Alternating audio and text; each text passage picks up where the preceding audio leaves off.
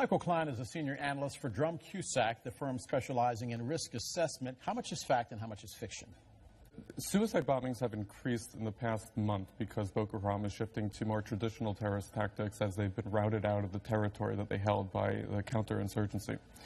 As they do that, they shift towards suicide bombings and ambushes. It's true that a lot of these suicide bombings are reported to be young girls. That's been a really troubling legacy of the Chibok kidnapping. Is this a case where Boko Haram is that strong, or Nigeria is just that weak? I think the key word here is strategy. Boko Haram has a strategy. It's been portrayed as a ragtag group of gunmen, but they are very adaptable. The question is, does the government have a strategy? The colossus of the Nigerian government, not adaptable. They haven't been able to adapt their conventional warfare approach to the asymmetric and terroristic suicide bombings and attacks that Boko Haram can use as it shifts into it is a sign that maybe they have not been as decimated as people thought. There are three, at least, real reasons why we see the sudden escalation. One is that there's a new president in town, and they want to hit him hard before he can stand up. Two, they've adapted their strategy to the conventional counterinsurgency techniques of the government to retreat from holding territory towards more asymmetric warfare that relies on sleeper terrorist cells, more in the model of al-Qaeda. The third reason is that we're in the middle of the holy month of Ramadan, and that is actually an ISIL prerogative. Okay, so what are the implications of his win on Nigeria's two militant movements, Boko Haram in the north and the Niger Delta militancy in the south?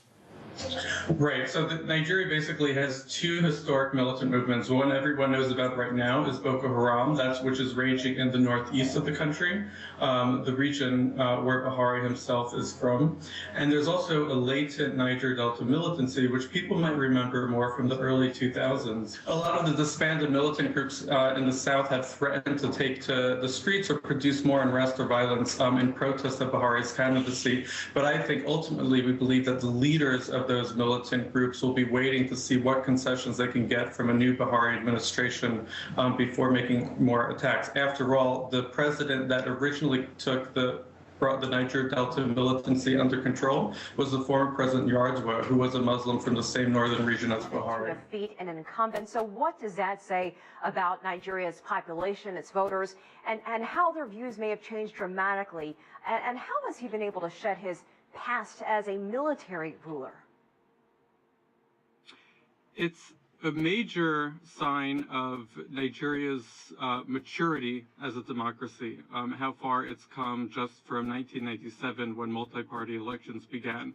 Like I said, I think the greatest impact that Buhari has had so far was his election. His election did more to instill confidence and unite the country than probably anything in the past 18 years. Nigeria is an extraordinarily young country. 70% of its population is under the age of 30. So starting or getting off on the right foot now in 2015 could mean a lot for its own political development.